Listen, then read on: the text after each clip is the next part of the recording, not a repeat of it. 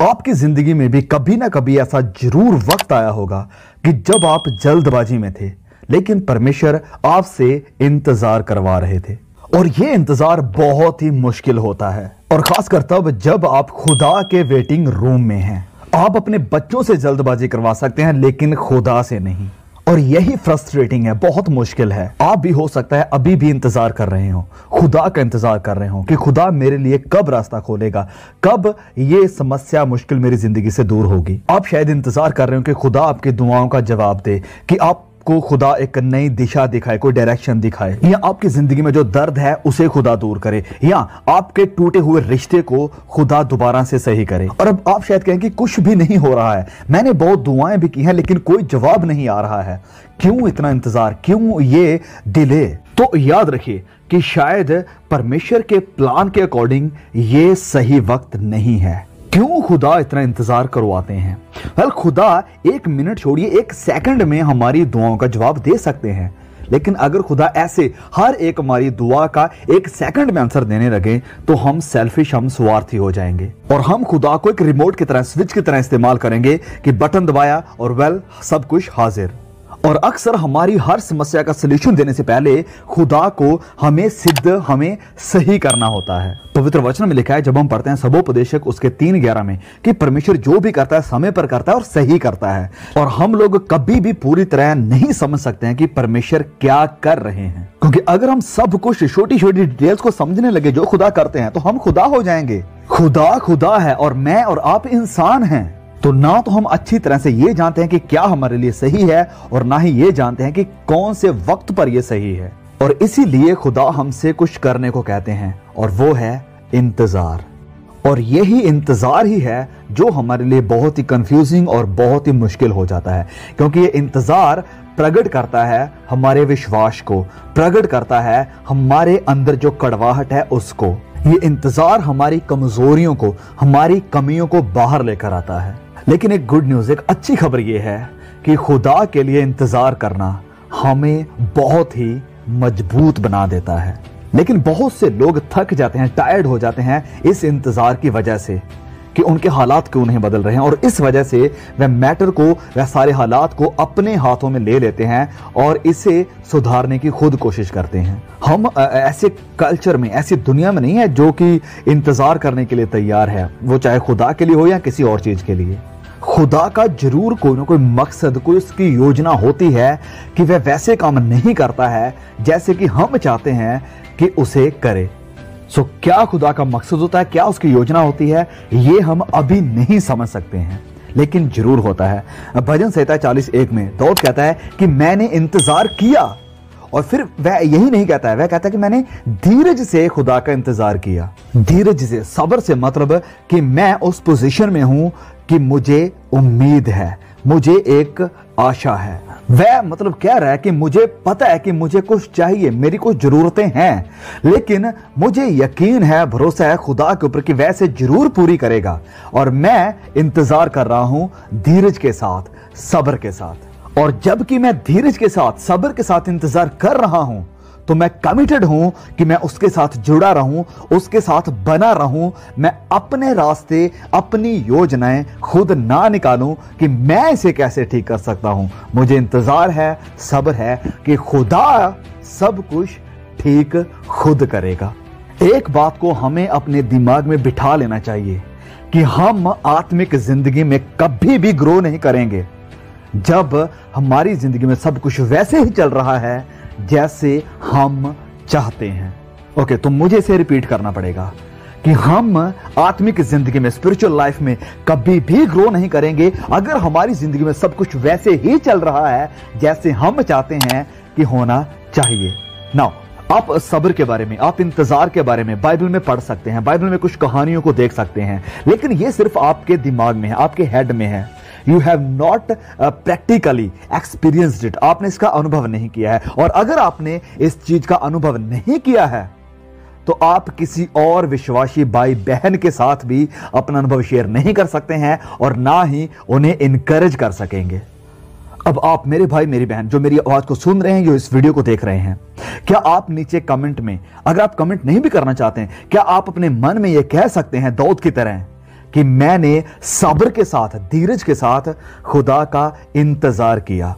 यहोवा भला है, खुदा वफादार है। इसके बारे में आप मसीही गीत गा सकते हैं, इसके बारे में आप बात कर सकते हैं, लेकिन आप तब तक नहीं जानेंगे कि खुदा सच में भला है या खुदा सच में वफादार है जब तक कि आपकी जिंदगी में ऐसे हालात नहीं बने हैं कि आपकी जिंदगी पूरी तरह से उथल पुथल हो चुकी है, आपको कुछ भी समझ में नहीं आ रहा है कि ये सब क्या हो रहा है, क्यों खुदा मेरे साथ ऐसा कर रहे हैं, क्यों मेरी दुआओं का जवाब नहीं आ रहा है।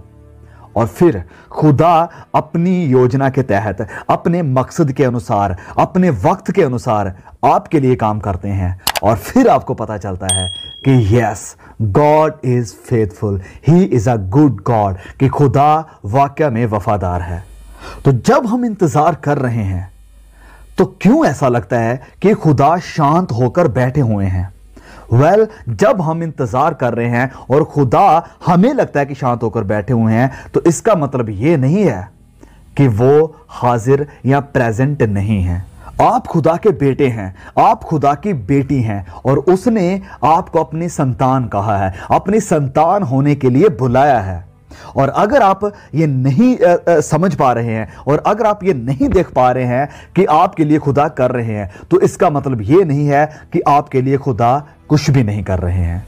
सब बातें मिलकर उनके लिए भलाई का काम करती हैं जो खुदा से प्यार करते हैं। सब बातें, वो आपके हालात, आपकी मुश्किलें, आपकी परेशानियां, आपकी चिंताएं भी हो सकती हैं, ये सब मिलकर आपके लिए भलाई का काम करेंगी। तो जब हमें लगता है कि खुदा शांत होकर बैठे हुए हैं, उस वक्त में हमें क्या करना चाहिए? हमें दुआ करनी चाहिए।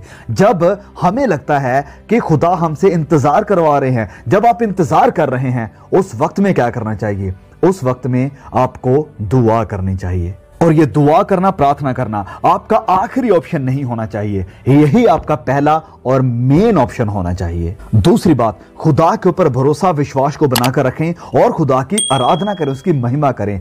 और तीसरी बात, परमेश्वर के वचनों में बने रहिए। यह वचन बहुत ही खूबसूरत, मैं आपके लिए पढ़ना चाहता हूं। भजन संहिता 130 वचन 1 से लेकर 3 तक और वचन 5 को हम देखेंगे। प्लीज ध्यान से सुनिए इस वचन को। साम्स 130 लिखा है, हे यहोवा, मैंने गहरे स्थानों में से तुझको पुकारा है। हे प्रभु, मेरी सुन, तेरे कान मेरे गिड़गिड़ाने की ओर ध्यान से लगे रहें। हे यहोवा, यदि तू अधर्म के कामों का लेखा ले, तो हे प्रभु, कौन खड़ा रह सकेगा? मैं यहोवा की बाट जोता हूं, जिसका मतलब है इंतजार करता हूं। मैं यहोवा की बाट जोता हूं, मैं जी से उसकी बाट जोता हूं, दिल से उसका इंतजार करता हूं। और मेरी आशा, सुनिए, मेरी आशा, मेरी उम्मीद, मेरी होप उसके वचन पर है, उसके वचन पर। अपने इंतजार के समय में खुदा के वचनों में बने रहिए। और चौथी बात, उन लोगों के साथ जुड़े रहिए जो आपको खुदा के वायदों की तरफ लेकर जाए। उन लोगों के साथ संगति में आए जो कि शैतान के झूठ को आपके सामने लेकर आ सके, जबकि आपको पता भी ना चल रहा हो कि शैतान आपके साथ झूठ बोल रहा है, वह आपको नाश करना चाहता है। आप नहीं बुलाए गए हैं कि आप अकेले इंतजार करें और विरोधी की हर एक योजना का सामना करें, उसके अटैक्स का खुद सामना करें। आपको अपने भाइयों के साथ, मसीह संगति के साथ आगे आना पड़ेगा, ताकि विरोधी की कोई भी चाल, उसकी कोई भी योजना आपके ऊपर हावी ना हो सके।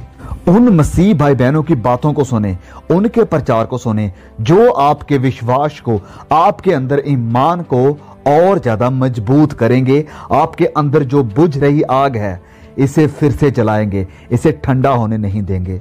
तो इस बात का कोई भी इनकार नहीं कर सकता है कि इंतजार बहुत ही मुश्किल होता है। लेकिन एक बात मैं जानता हूं और मैं चाहता हूं कि आप इसे जरूर ध्यान में रखें। Before God does something for you, he will do something in you.